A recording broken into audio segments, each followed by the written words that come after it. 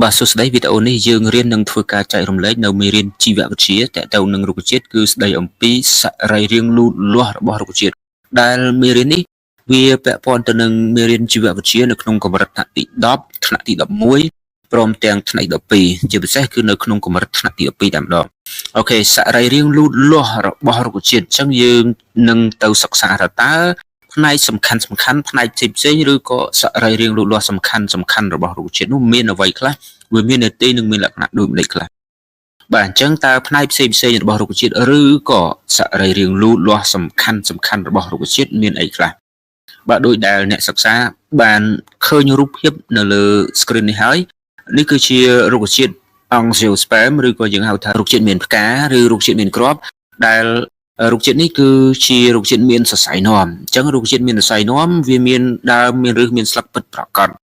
ដូច្នេះសរីរាង្គ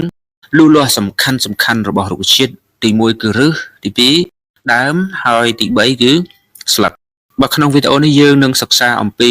ឫសរបស់រុក្ខជាតិដោយផ្ដោតលើតួនាទីនិងប្រភេទផ្សេងរបស់ឫស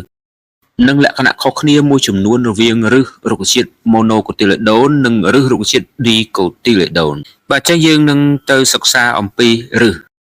តើឫសរុក្ខជាតិមានន័យទីអ្វីខ្លះយើងដឹងហើយថាឫសគឺជាផ្នែកនៅក្រោមដីរបស់រុក្ខជាតិអញ្ចឹងឫសមានតួនាទីសំខាន់មួយចំនួនទី1ឫសចងភ្ជាប់រុក្ខជាតិទៅនឹងដី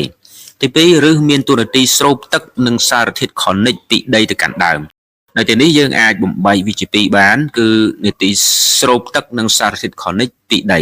និងនាទីទី2នាទីដឹកនាំទឹកនិងសារធាតុខនិចពីដីទៅកាន់ដើមបាទយើងអាចបំបែកវាជាពីរឬក៏យើងបញ្ចូលគ្នាតែមួយក៏បានដែរអូខេអញ្ចឹងនាទីស្រូបទឹកនិងសារធាតុខនិចពីដីទៅកាន់ដើមទី3គឺនាទីស្តុកអាហារបាទបន្តទៀតយើងសិក្សាអំពីប្រភេទផ្សេងរបស់ឫសរុក្ខជាតិអញ្ចឹងឫសរុក្ខជាតិឫសដែលគេច្រើនជួបប្រទះទី1គឺឫសស្នឹងទី2គឺជាឫសស្ញែហើយទី3គឺជាឫសប្រយោងអញ្ចឹងឫសស្នឹងតើឫសស្នឹងឬយើងហៅថាឫសកែវជាឫសដូចម្ដេចបាទរូបភាពដែលបង្ហាញនេះគឺជាប្រព័ន្ធឫសស្នឹងអញ្ចឹងឫសស្នឹងយើងសម្គាល់ទី1វាមានឫសកែវឫសកែវនឹងគឺជាឫសដែលធំជាងគេមានសាច់ក្រាស់វាដុះចាក់ជ្រៅទៅក្នុងដីអញ្ចឹងនេះឫសដែលធំជាងគេនេះយើងឲ្យឈ្មោះថាជាឫសកែវវាធំជាងគេវាមានសាច់ក្រាស់វាអាចចាក់ជ្រៅទៅក្នុងដីហើយមានឫសដែលបែកចេញពីឫសកែវនេះបាទឫសតូចដែលបែកចេញពីឫសកែវហ្នឹងយើងហៅវាថាជាឫសរយាងឫសស្នឹងគឺជាឫសនៃរុក្ខជាតិ Dicotyledon បាទឫសស្នឹងឬឫសកែវហ្នឹងគឺជាឫសនៃរុក្ខជាតិ Dicotyledon ស្វាយឆៃថាវទេសតបែកប៉ោមអីជាដើមបាទនេះគឺជារុក្ខជាតិ Dicotyledon ហើយគួរបញ្ជាក់ថាក្នុងឫសមានបាច់សរសៃនាំគឺមានស៊ីឡែមនិងផ្លូអែមដែលមានតួនាទីដឹកនាំនៅសារធាតុផ្សេងសម្រាប់រុក្ខជាតិស៊ីឡែមដឹកនាំទឹកនិងអំបិលខនិចរីឯផ្លូអែមដឹកនាំផលិតផលនៃរស្មីសំយោគបាទចឹងនេះគឺជាបាច់សរសៃនាំរបស់រុក្ខជាតិឬរុក្ខជាតិ Dicotyledon ដែលយើងឃើញថាបាច់សរសៃនាំហ្នឹងវាមានស៊ីឡែមវាមានផ្លូអែមហើយស៊ីឡែមនិងផ្លូអែមហ្នឹងគឺវាដំរៀបឬក៏វាស្ថិតនៅជារង្វង់បាទឫសមួយប្រភេទទៀតយើងហៅវាថាជាឫសស្ញែវាខុសពីឫសកែវខុសពីឫសស្នឹងត្រង់ថាឫសស្ញែគ្មានឫសកែវទេឫសកែវគឺជាឫសដែលធំជាងគេមួយហ្នឹងប៉ុន្តែឫសស្ញែគឺអត់មានឫសប្រភេទនោះទេឫសស្ញែមានតែឫសដែលមានទំហំប្រហាក់ប្រហែលគ្នា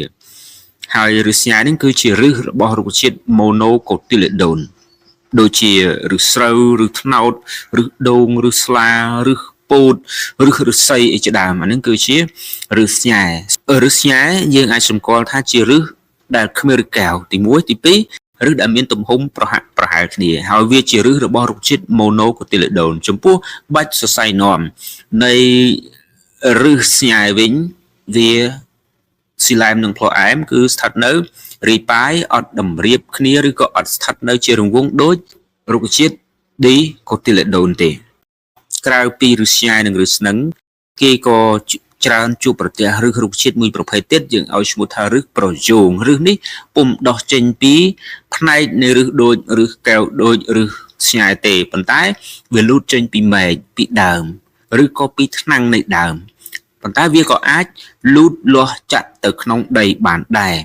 ណាឧទាហរណ៍ដូចរូបបង្ហាញនេះយើងមានឫសរបស់ឫសជ្រៃឫសត្រកួនឫសអំពៅឫសពោឫសរបស់ឫស្សីដែលដុះចេញពីថ្នាំងនៃដើមរបស់វាជាដើមឬបែបនេះយើងឲ្យឈ្មោះថាឫសប្រយោងបើនិយាយពីអំពៅវិញឫសដែលនៅក្រោមដីរបស់វាណាគឺជាប្រព័ន្ធឫសស្ញែប៉ុន្តែឫសដែលដុះចេញពីថ្នាំងរបស់វាវិញថ្នាំងនៃអំពៅហ្នឹងគេហៅវាថាជាឫសប្រយោងអូខេអញ្ចឹងបន្តពីនេះខ្ញុំមានសំណួរមាន4សំណួរទុកឲ្យអ្នកសិក្សាយកទៅរិះរកចម្លើយសំណួរទី1តើឫសរុក្ខជាតិមានមុខងារអ្វីខ្លះទី2តើឫសមានប៉ុន្មានប្រភេទអ្វីខ្លះទី3ដោយម្ដេចដែលហៅថាឫសប្រយោងចូលឲ្យឧទាហរណ៍និងសំណួរទី4តើឫសកែវនិងឫសស្ញែខុសគ្នាដោយម្ដេចខ្លះ